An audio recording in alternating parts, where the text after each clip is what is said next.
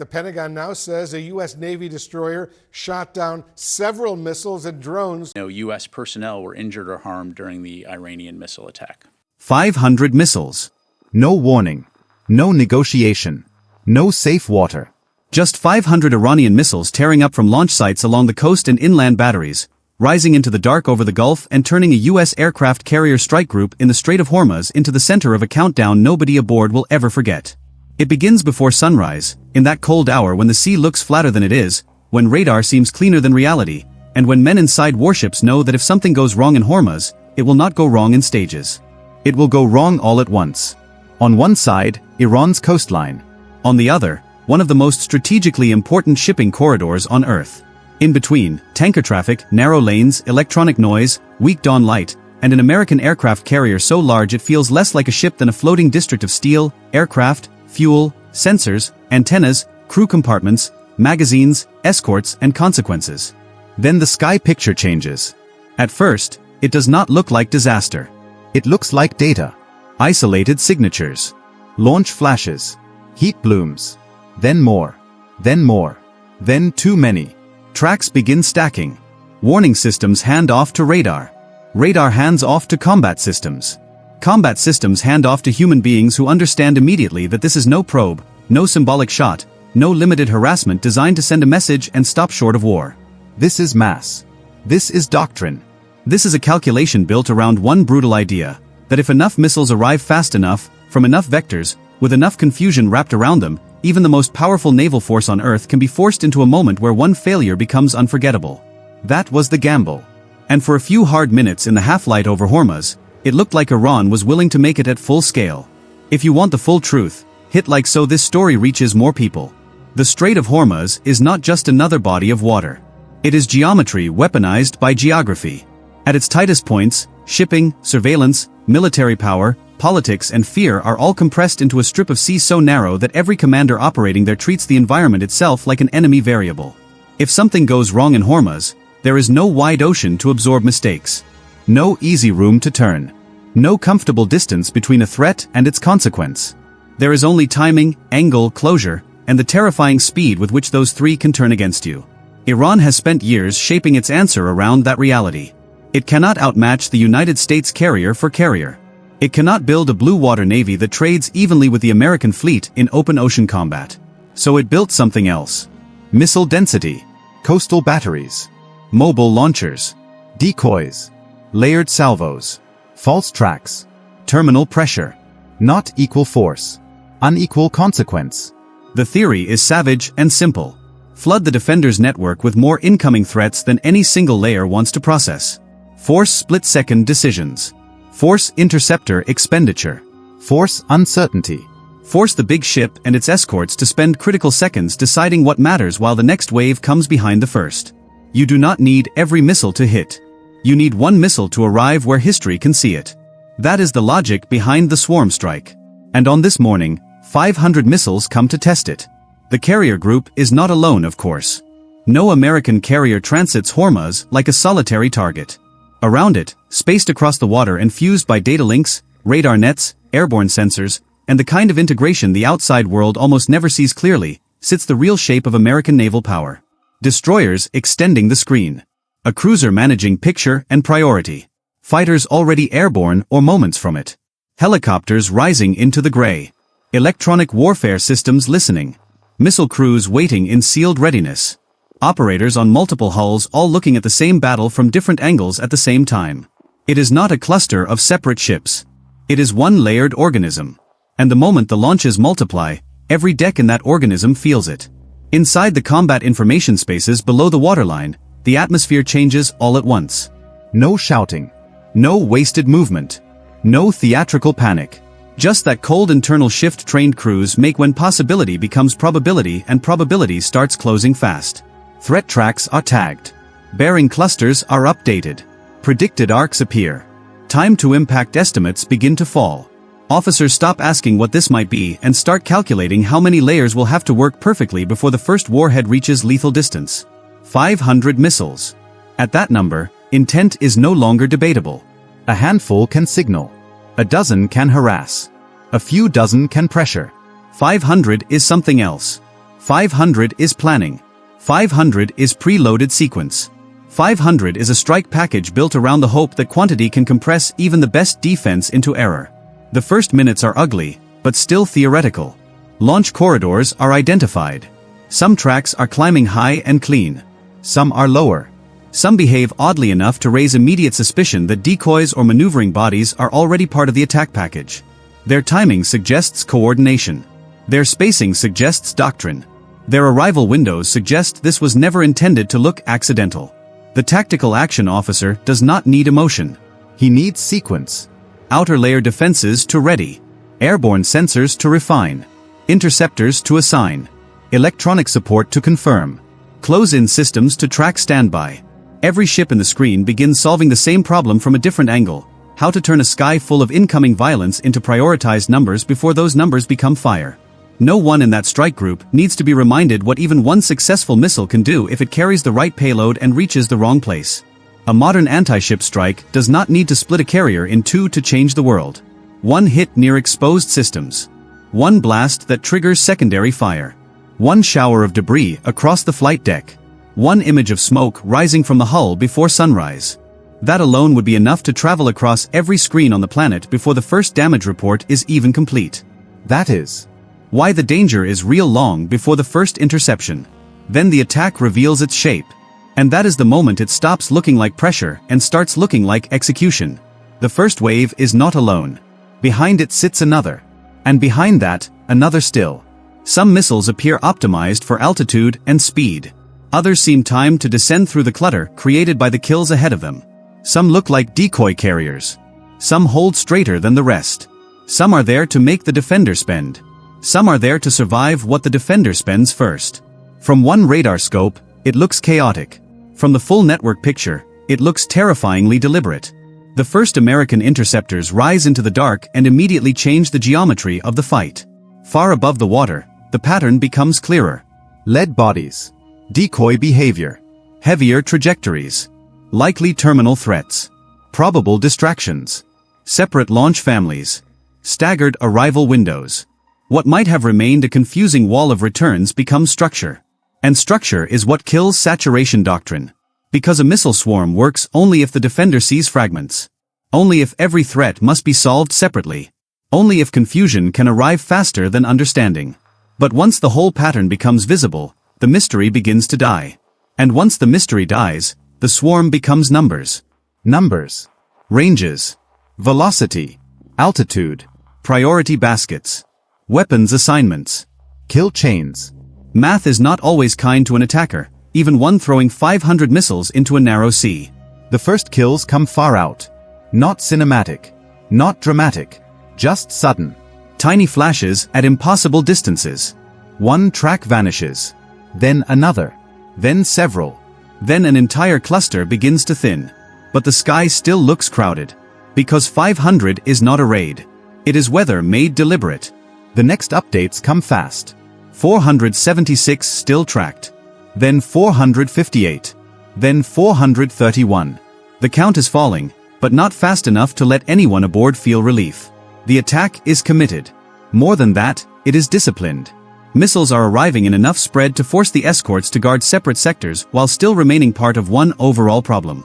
No one ship can solve this alone. That is the entire point. There is a moment in every military confrontation where time stops feeling normal.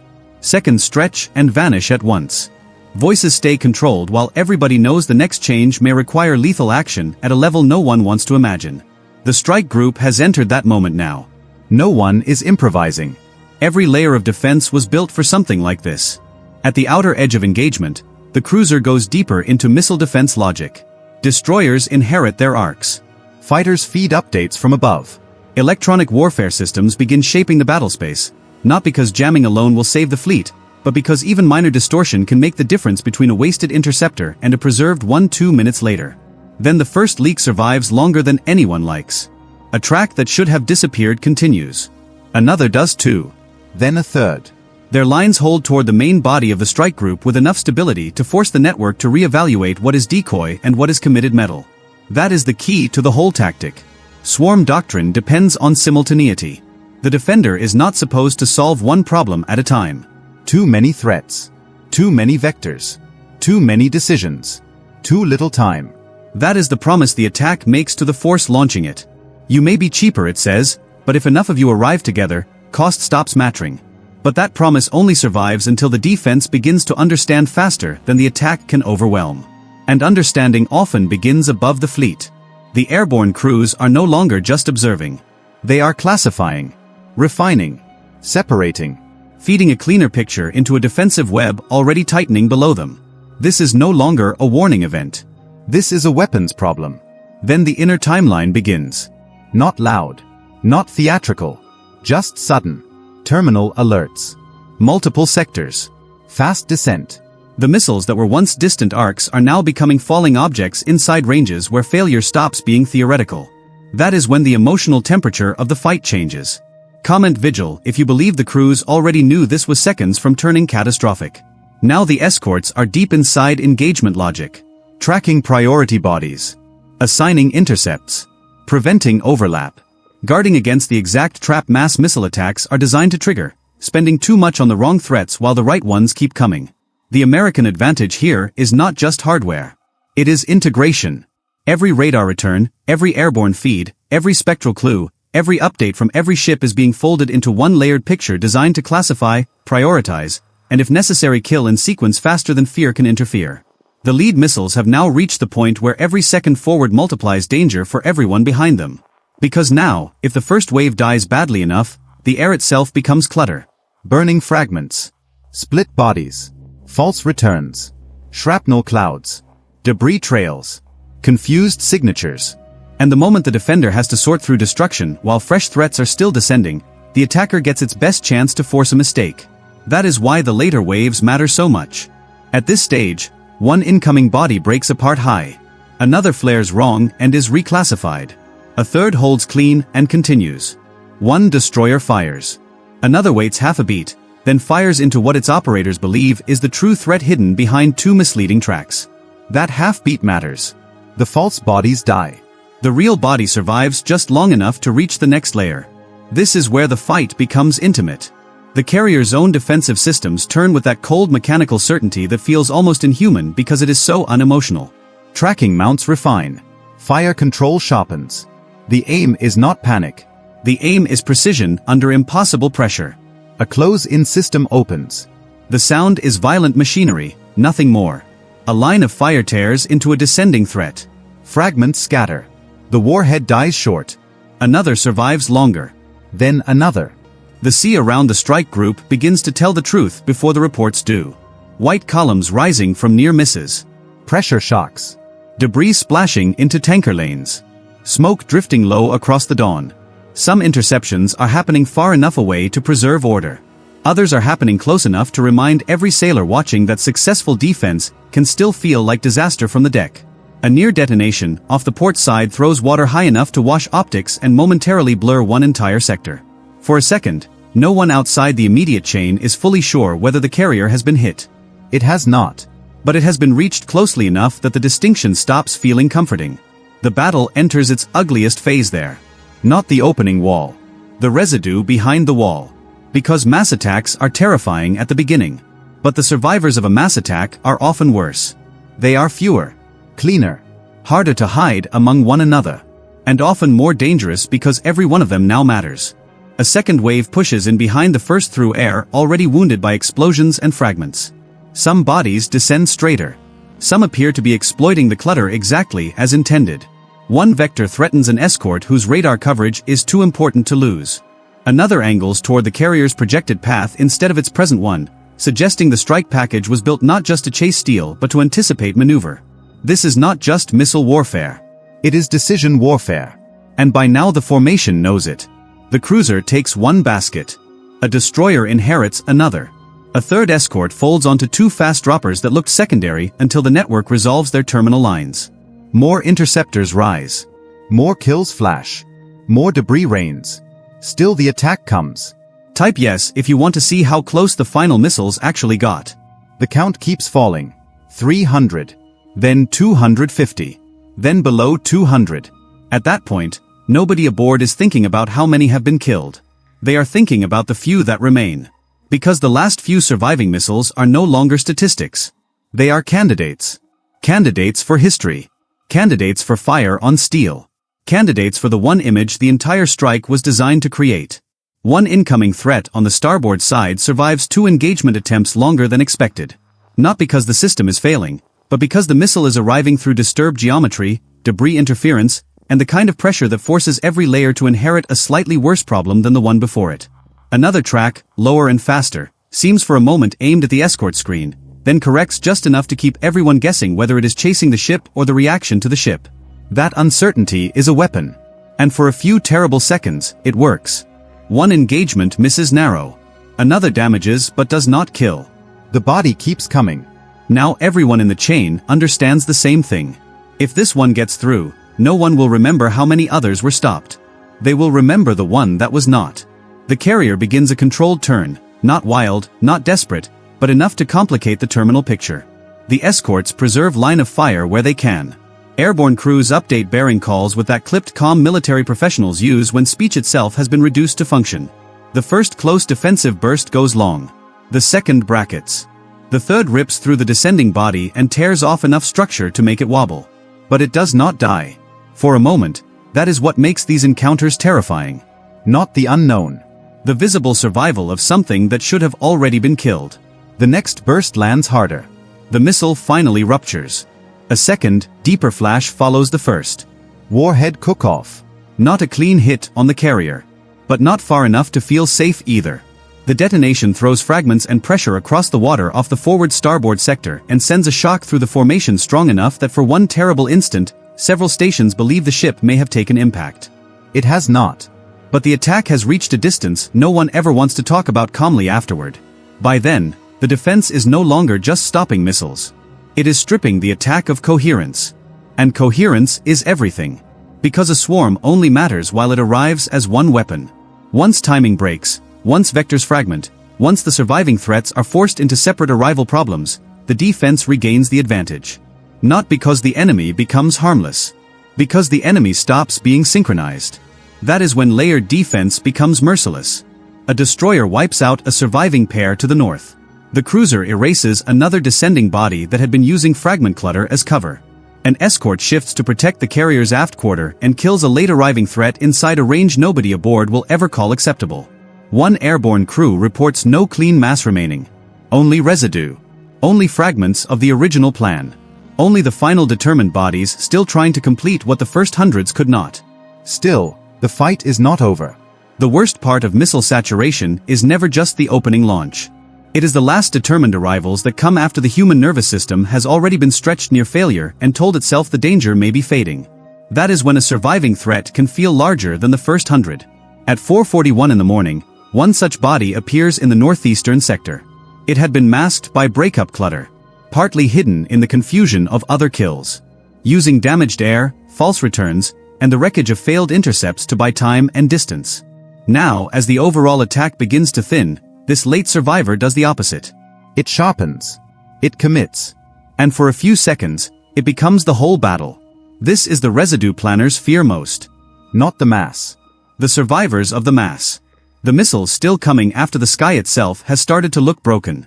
A final cluster of surviving threats compresses the strike group's options. One appears to be falling toward the outer screen. Another looks undecided. The last and cleanest of them holds a line that, if left unresolved, will bring it into the carrier's kill envelope at a range too close for comfort and too public for failure. The escorts open up again. One burst goes just wide. Another clips. A third damages but does not completely eliminate the threat. The missile continues, trailing instability but still moving forward with enough speed to remain lethal. Some threats are terrifying because they are advanced. Others are terrifying because they are late. This one is terrifying because it is both. It survives one solution because of debris. It survives another because line of fire shifts as the carrier turns. It survives a third because the smoke and clutter from a previous kill briefly complicate confirmation. It reaches a distance no attacking missile is supposed to reach against an intact American screen. Now the people on deck do not need displays to understand what is happening. They can feel the tempo. They can hear the reports shorten. They can sense the formation narrowing around one last problem. Share this video so people understand how close modern naval warfare can get before the world even knows it happened. At 4:42 and a handful of seconds passed, the final decisive kill is made. Not by luck. Not by miracle. By overlapping disciplined fire from ships and crews trained for the ugliest defensive problem of their careers and now solving it in real time. The escort on that sector catches the missile with a clean last-ditch engagement. A second layer hits almost immediately after. The body disintegrates. Fragments fan out across the water. A deep secondary flash confirms what everyone feared. That missile was carrying enough destructive force to turn a close pass into a strategic event.